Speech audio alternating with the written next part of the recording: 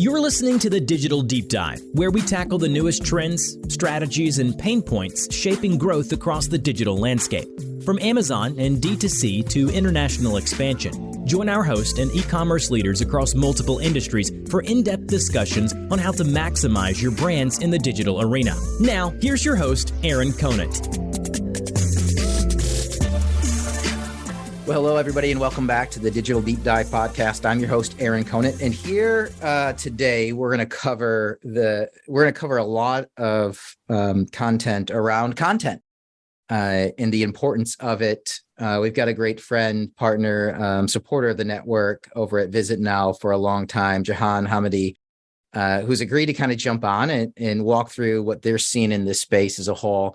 It's a really innovative company that he runs. I'll have him explain a little bit, but it gets into the analytics behind the content that you're putting out there, and more focused on imagery than on written content, which has been a huge focus, I think, which I tie back to a lot of it around TikTok, and everybody just wanted to look at stuff and not read anything. But hey, that's another podcast as a whole. But anyways, Jehan, if you want to jump in, brief intro on yourself. And I don't mind you talking a little bit about Vizit as well. I think it's a great company. It comes highly recommended from a ton of brands in the network. So anyways, yeah, just jump on in, and then we'll, after the niceties here, we'll jump into a cool conversation. Sound good?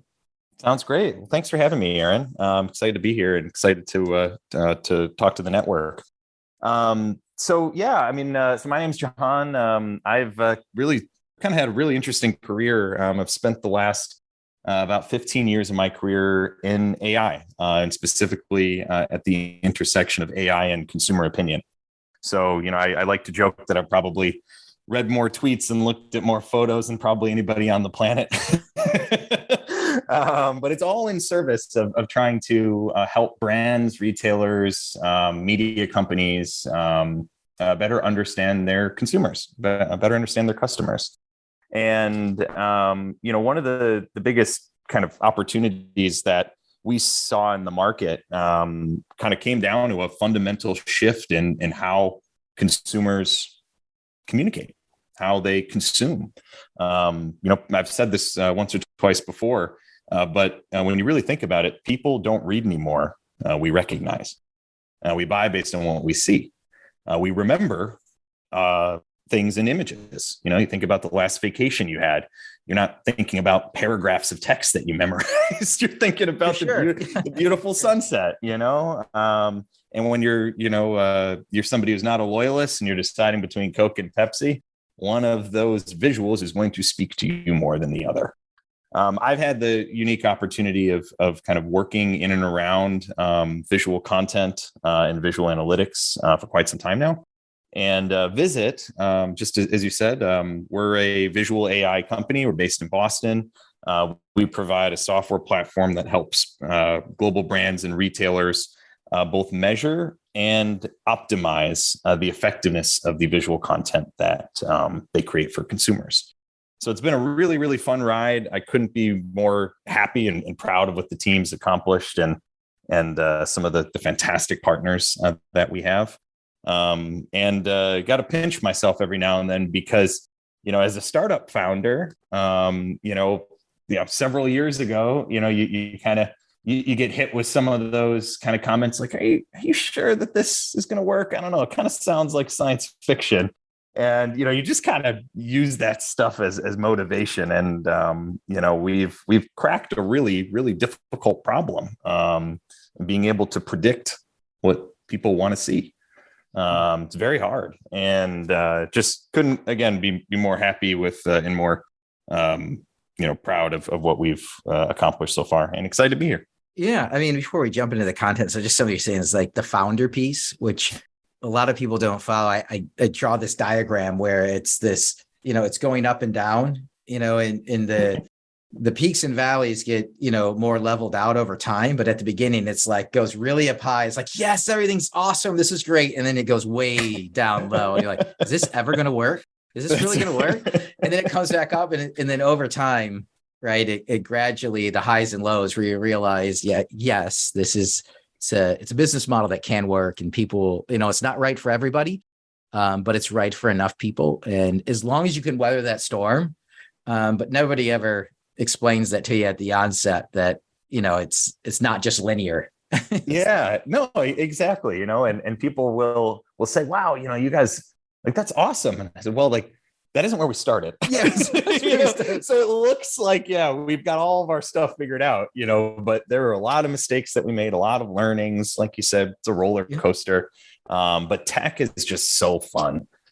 Building new technology and building new categories of technology. It's thrilling because there's really there isn't a playbook for it. We aren't creating a new CRM and people know what a CRM is and you just kind of rewire or create a different experience. We're creating a new type of software that people don't know about yet. So that makes it incredibly fascinating for sure. Because, I think about, how marketing used to work as far as content went, right? And it used to be you'd do the print and you'd put it out there and then you'd wait for, retail sales to kick in, right? And then you get feedback if it was up or down, and then you'd try to have a conjecture as to why it went up or down. Was it the economy? Was it not the right messaging? Was it the wrong color? And then I used to have this old, adage, when I was back on the corporate side selling into Amazon, like, I don't care if the purple dog looks better. If the pink dog image is selling, use the pink dog image, right? And you can get real-time data a lot faster, but use that. And then once you have that, then try a green dog. And then try a yellow dog, and then keep trying different imagery over and over and over again until you get one that works the best. And then after that, keep testing to make sure, consumer sentiment hasn't changed. But you and I were talking, I'd love to have your thoughts on that, but also you and I were just chatting a little bit beforehand, was especially with this new rise of retail media, right? And what does your content look like? And I know the written content is really important for the algorithm and to pick up and SEO, but conversion matters just as much. And people aren't reading it, right? Like they used to. Would love to hear what you're seeing in this space because you guys live in it. Yeah. Being a part of this community and being a part of sort of this transformational shift in marketing, media, and commerce, it's awesome because the thing is, the brands that we're seeing that are really winning are the people that are sort of not accepting the status quo, and they're thinking a little differently outside of the box about kind of their consumers and thinking outside of the box about their competitors, and they're looking at different types of technology to give them advantage. And the biggest thing, which should not surprise you, but you'd be surprised about how many people have been surprised by this stat. Visual appeal is actually the number one driver of conversions after product availability. Our partners and customers at Mars have figured that out. They're analyzing a huge amount of data. So when you think about it, people will pay more for products that appeal to them, right? This is how we all work. This is why the fashion industry exists, So price, it's important. Reviews, we know, are important, but every single person who buys a product on a retail site looks at the images of the product before they buy. It's just a fact. And so there are right and wrong images. And when you think about that from just kind of a listing perspective, of course, you want to make the best impression when somebody comes to your page because those visuals are going to have a direct impact on your conversion. You want to put the best images first. But this problem is getting exacerbated by the just sort of meteoric rise of retail media. Because retail media is one of the few places where you can actually get really rich first-party data, and you can kind of have a closed loop. So you can place ads on a retail media platform where you are actually driving the purchase, right? That's the big appeal, and you can hyper target. The thing is imagine a world where you just drove 1 million eyeballs to a page and people don't like what they see. Just wasted all of that money. All the money. So, all of it. And you would be shocked at the companies and retailers themselves that we're talking to that haven't quite figured that out yet. And one of the issues in that case then is you then say to yourself, retail media doesn't work.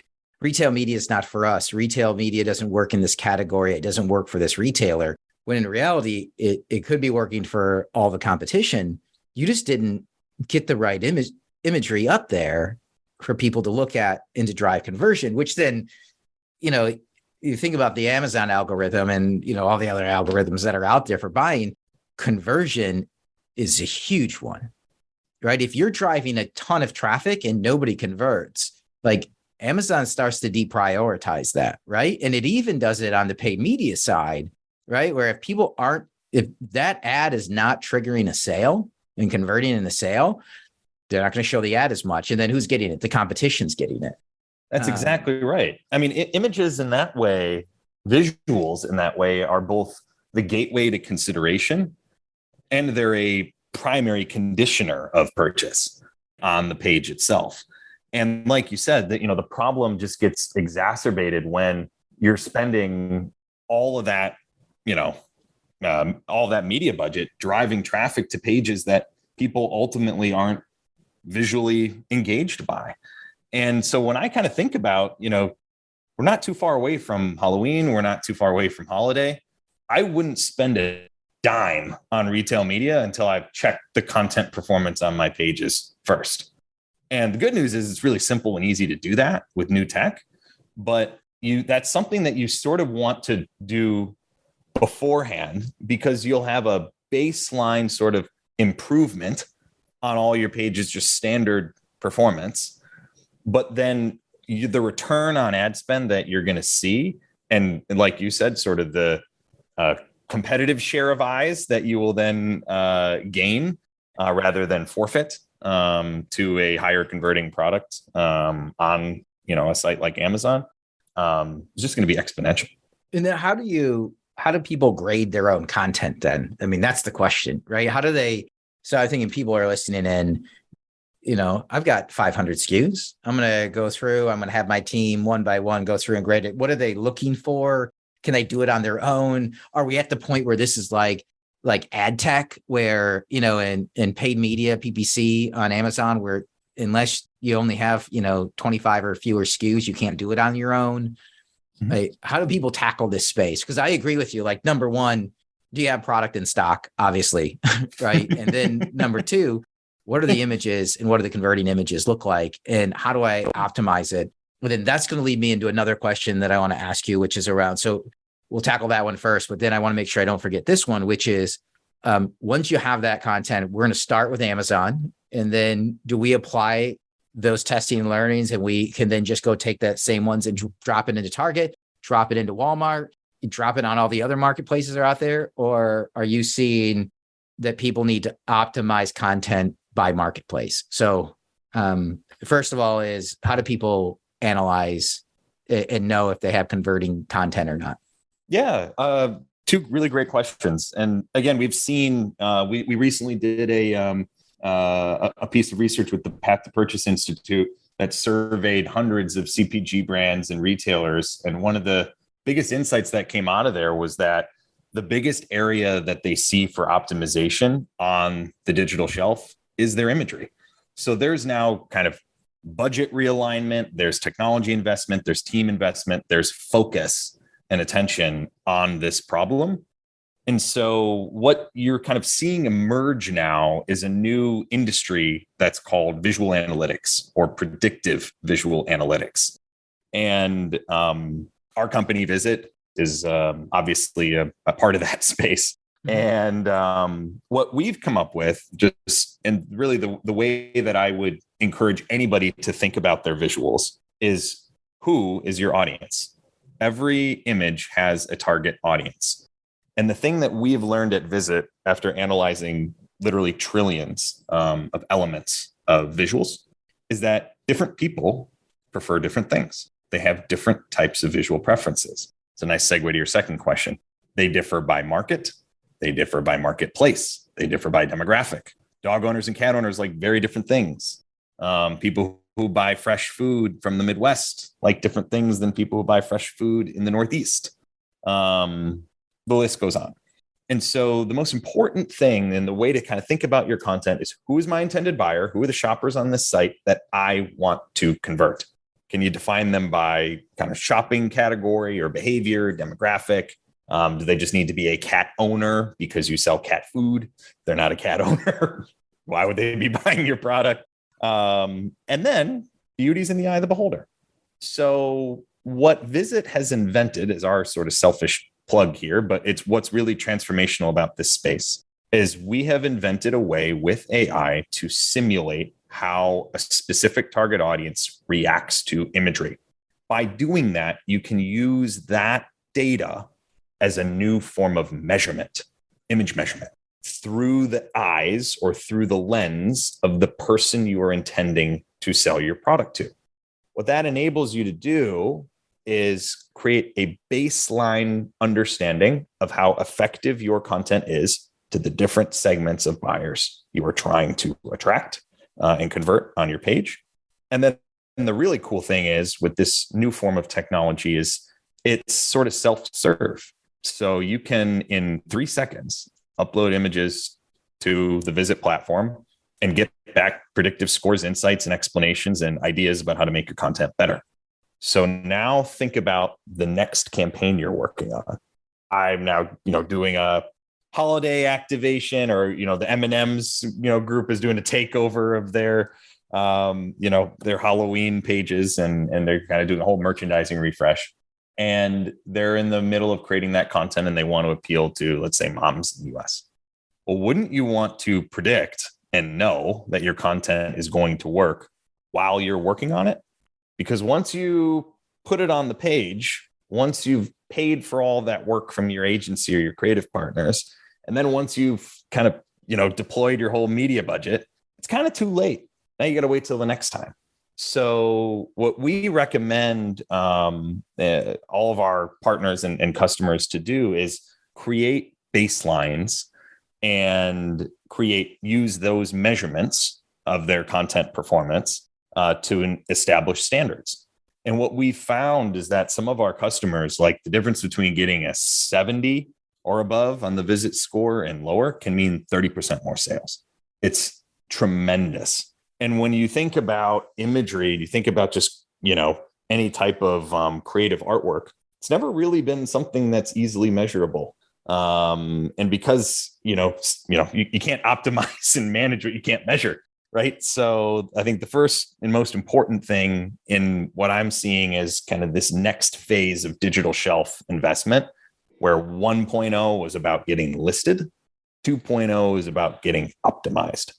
And the biggest area of optimization is in content. And that's not just what we're saying, that's what the market's saying. And that's what we're hearing from our customers. So then the first step on that journey is getting your content measured. And once you know what's working and what's not working, you can make very simple replacements. Fix stuff in a day. I'm not talking about a year-long integration and deployment and you got to hire systems integrators. I just mean pick better images. And there is a right and wrong answer depending on who you're trying to target, right? Do you ever feel bad for digital marketers? Think about the marketing, from 4 or 5 years ago, digital marketing then to digital marketing now, where, cookies will go away at some point in time. Fortunately, that was punted, but the, iOS 14.5 update and everybody hitting ASCAP not to track. Then the side of, produce content. Oh, by the way, is no longer on the sales and the pricing per se, but it's all now not in the shelf presence, on a hard shelf, or, is it at the right level, or how much do you pay for placement? It is literally the marketing team kicking out content that's going to convert or not. And then on top of that, what I heard you say, you didn't come out and say it explicitly, but just, what you said, hey, it's going to lead to the next question, which is, oh, by the way, what works on Amazon doesn't work on Walmart necessarily, or work on Target necessarily, or work on your direct consumer site, Home Depot, Lowe's, you name it, Tractor Supply. Yeah. We're now content across all of those. And now you're going to be graded on content and performance across all of those. And oh, by the way, we gave you a big bucket of money for retail media, and now it's digital retail media. And so make it all perform. Yeah. Think about it. The average person who shops at Walmart is different than the average person that shops at Amazon. It's a fact. Yeah. And so that doesn't just extend to their kind of internet behavior and their shopping behavior. It extends to their preference for content and visual content. And so we're working with one of the biggest beauty brands in the world and one of the one of the biggest pet companies in the world, one of the biggest beverage companies in the world. All of these customers and brands have come to the exact same conclusion, and that's my shoppers on different sites prefer different things. And if I create content and experiences that are tailored to them, I'll sell more stuff and I'll create a better experience for them, which ultimately then is something that really excites their retail partners as well, because now you're creating content that's optimized and unique for Walmart. Like Walmart wants to have the best content in the world. Absolutely. They don't just want to have what's the same thing on Amazon. They want to have something that's a little differentiated and distinguished. And ideally it's optimized for Walmart shoppers. And so, one of the things that we're seeing from vegetables to vacuum across the board, there is a statistically optimized way to present your products. Image, as you sort of think about it as well, is a relative problem. You're competing against attention for somebody, with somebody. You think about the search results set when you type in drills, who's in there, that's the consideration set. And each of those PDPs and all that content is kind of waging an epic battle, because if you don't like what you see, you click back and then you click the next product in the search results page again and again until you find the one that sort of speaks to you. Just happened to me. I bought a cooler the other day. But it's also interesting because that digital shelf is that, it changes the consideration / digital shelf, even on drills, changes based on if you're searching on drills or cordless drills or battery powered drills or just power drills, electric drills. Like you start getting into the nuances of that. Every one of those has a different digital shelf. And that then gets selected if you happen to know, like, oh, it's a Makita. So but then you see, okay, well, there's a Makita, there's 15 other drills below it. Yep. That keeps changing and evolving. That's right. There's, I think, a false perception in the market that content is static on retail sites, and that could not be further from the truth. These PDPs are becoming the new social feeds. The content is changing often. And it's not just, content from existing listings. There are new listings coming all the time with different content, different ways of presenting things. Because if you're a newcomer into a space, and you're going up against Nestle, you have to escape the sea of same. And the sea of same is, eerily similarly looking content that is probably underperforming.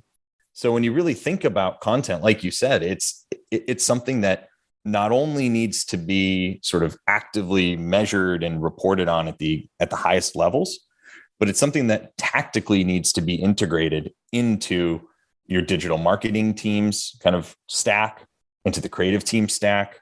I think everybody should be paying their designers a little bit more these days. Those guys are working really hard and they're making amazing standout work that is driving sales. And that's been one of the things that we've been excited about, is being able to tie design decisions to sales. It's never been able to be done before. And now that you can do it, you can see who within these organizations or within their agencies is creating a huge ROI just from the creation of a handful of assets. It's really, really exciting.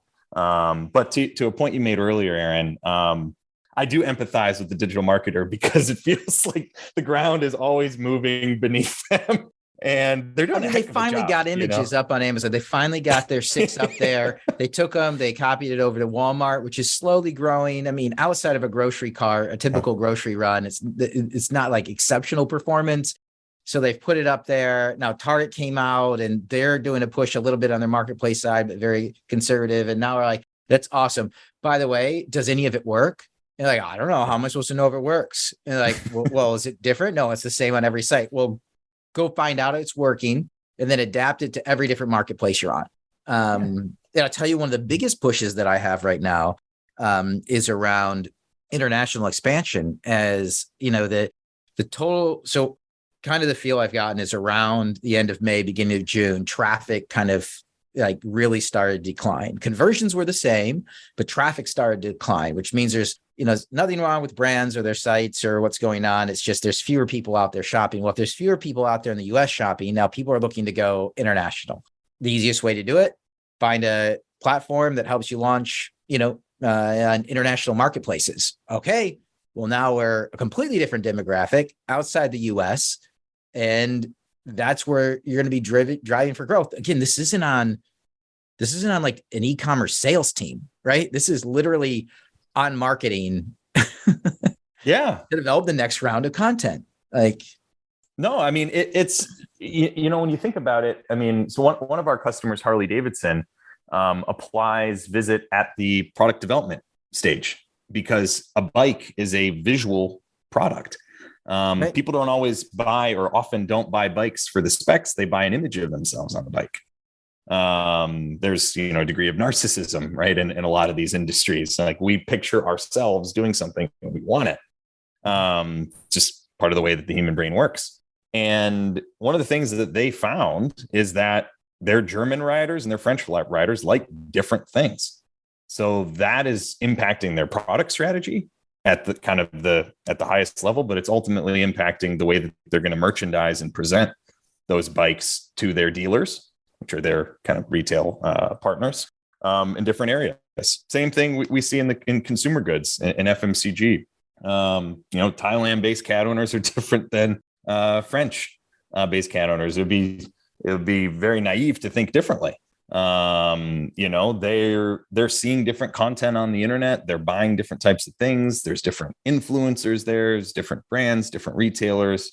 So your whole visual experience as a consumer is just different. And I think when you think about launching content, not only by retailer, but like you said, you start thinking about markets and international markets. I would absolutely prioritize your biggest opportunities first. But localized content does make a huge difference. We see, and it's one of those things where it's content. It's almost like an insatiable beast that always needs to be fed. You got to keep investing in content. But I use the word investing very specifically when I talk about content, because a lot of marketers think about content as a cost and an expense, but it's actually an asset and an investment, because the content that you create for your pages, your products, they live in consumers' brains for a long time. They live on the internet and are working hard every day. Think about 6 images on an Amazon carousel. They could be having 1 million sales conversations in one day versus like your retail sales. Just think about that. So that content is actually your most efficient sales force in a way. And if you're not investing it, if you're not measuring your sales force, what are you doing first? But then if you're not setting them up for success and creating ways to optimize their performance, you're also handicapping your potential performance. I think it's a great way to put it. That's the reality, right? Because you upload, I just recorded a podcast. It'll come out just before this one. And in that, it was with Matt Krieger. He's over at East Point. He was at like Foot Locker bag. He's been in soft goods, hard goods, all over the place.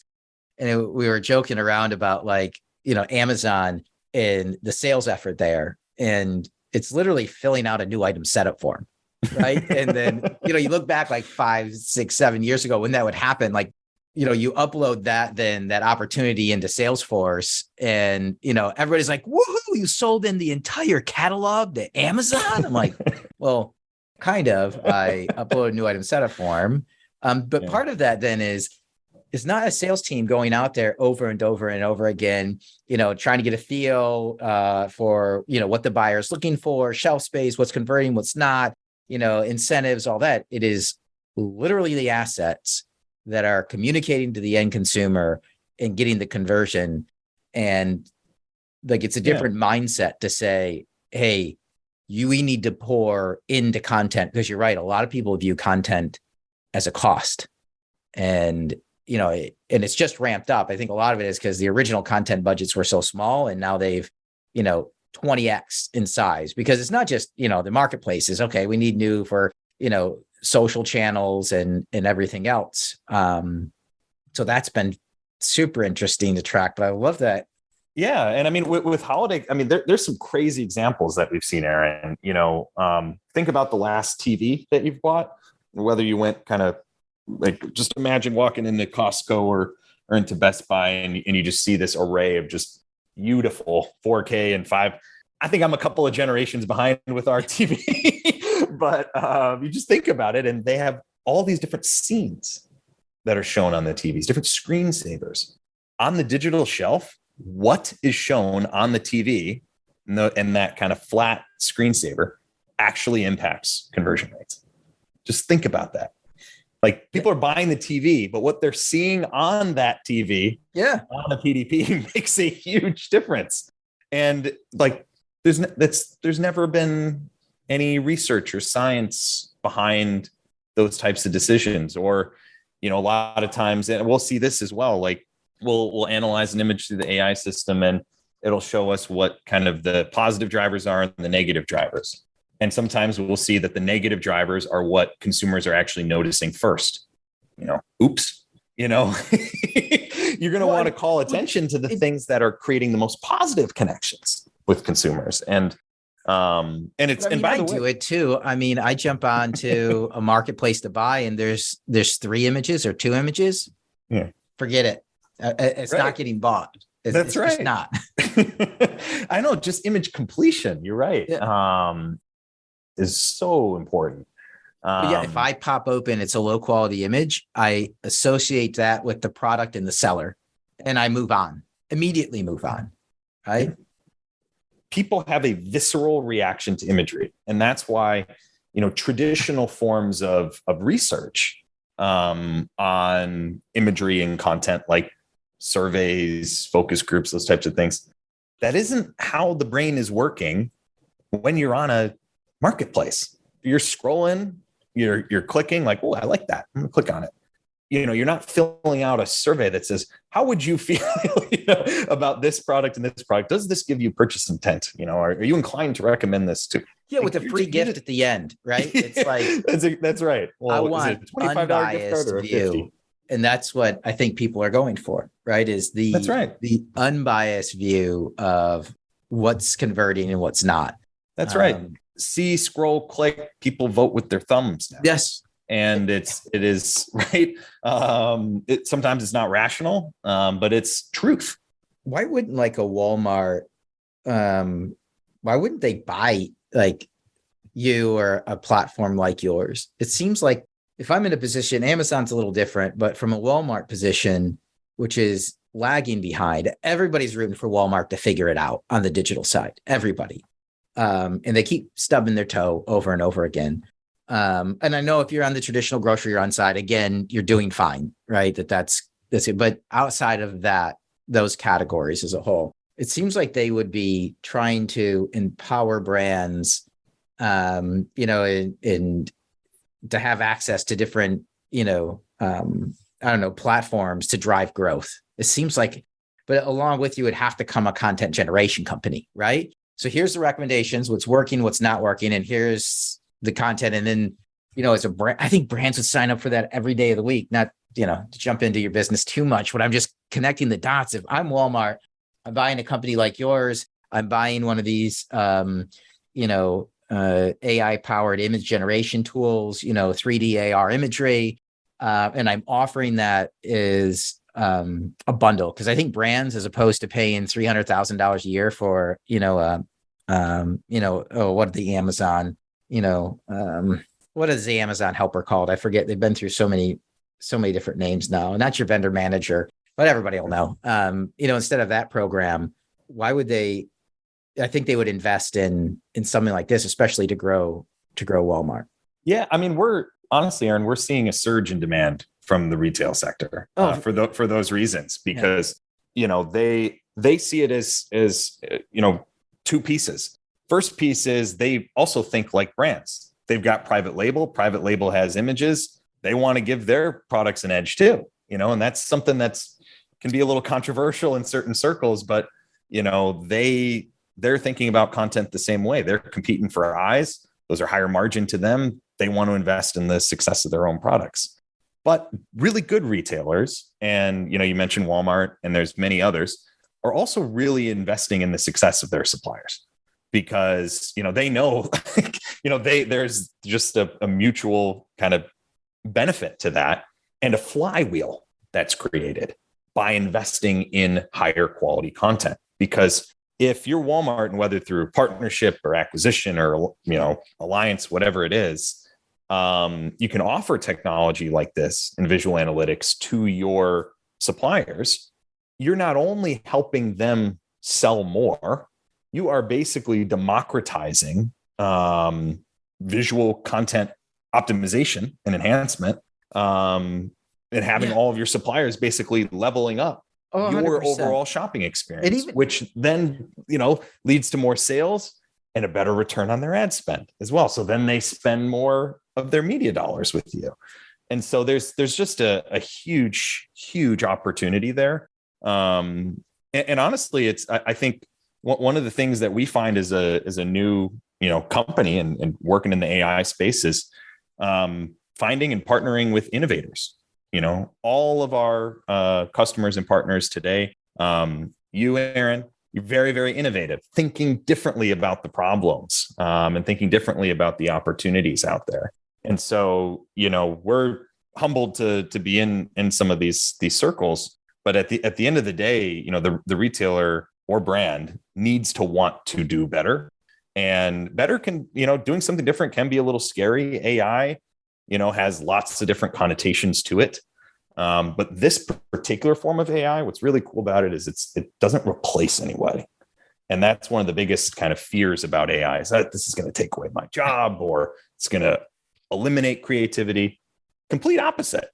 We're not eliminating any jobs. I think we're getting people raises, and it's because we're giving metrics and insights and things that empower and augment their work.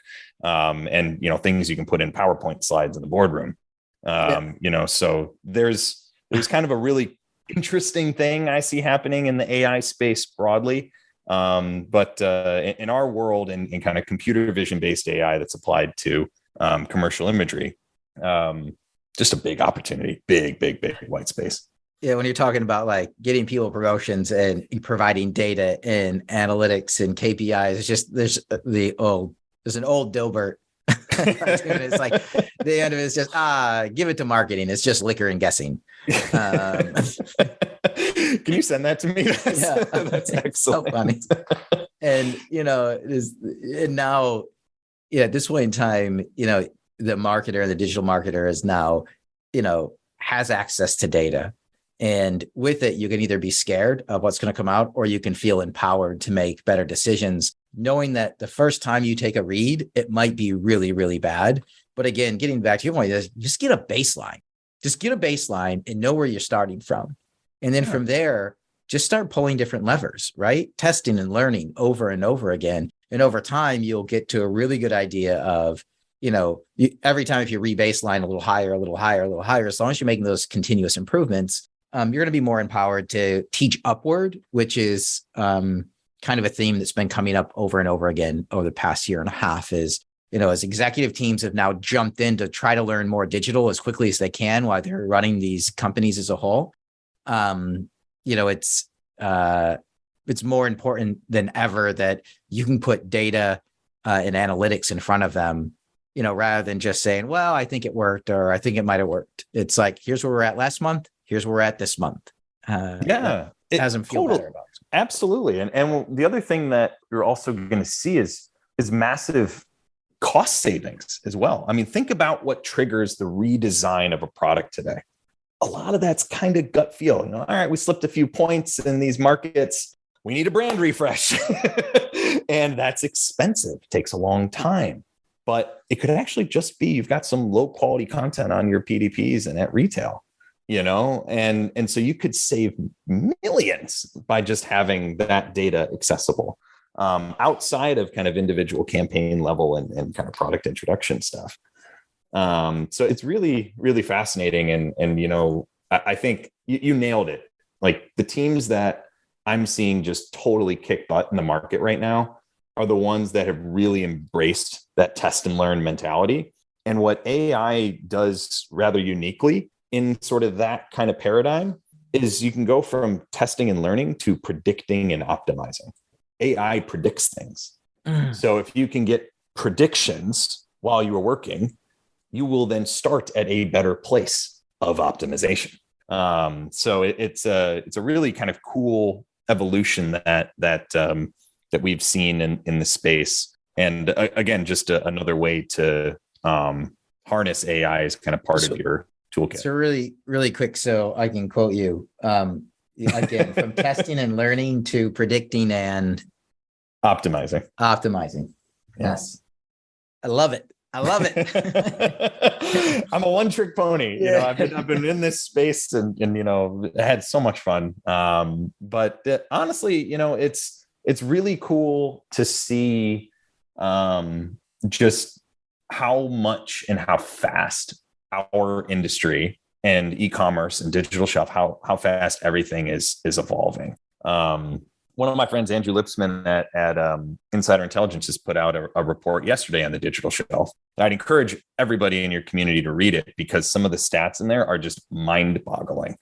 And there's some really, really cool insights that come through from a ton of the leaders that he interviewed. I think on LinkedIn, he posted a link to it. But it's just so fascinating seeing the industry move this fast, and also seeing the communities and the strength of the communities with folks on both sides of the aisle, if you will, brands and the retailers, the tech companies and kind of their counterparts that are professional services firms.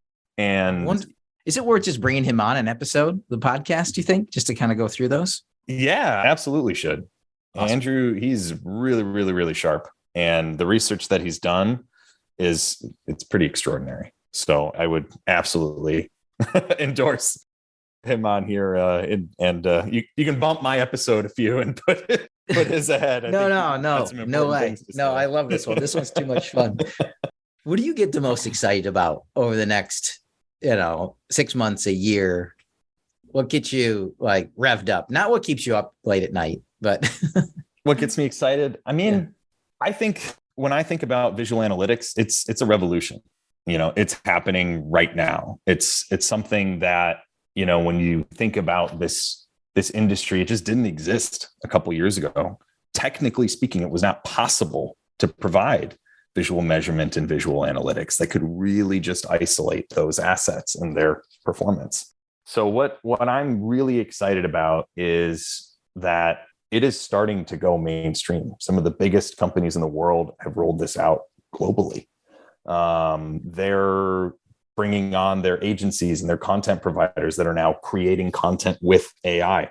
We're all reading about DALL-E, and I think it was even on John Oliver the other night. Like AI is here, and marketers can really, really harness its power to do two really important things in the economy that we're in right now. The first thing is do more with less. And the second thing is to increase the ROI on all of your existing content investments, product investments, campaign investments. So what gets me excited is just, frankly, being a part of it and seeing just some of the extraordinary results that our customers are getting, our partners are hearing from their partners when they're thinking about and looking at images a little differently. And again, having a blast. So couldn't ask for anything more. Yeah. Let's say, like, do what you love. And I'm super happy for you. I can tell that you're loving what you're doing here. And when work isn't work, when it's a hobby that you love and enjoy doing, it makes it all that much better. And so, Jehan, thanks so much for being such a great friend, partner, supporter of the network as a whole. Thanks for jumping on and give us your time today and helping educate the network. And again, everybody, thanks for tuning in to the Digital Deep Dive. We're going to wrap up this episode here. Just really enjoy being on this digital journey together. Everybody take care. Thanks for having me, Aaron. For sure, my friend, for sure.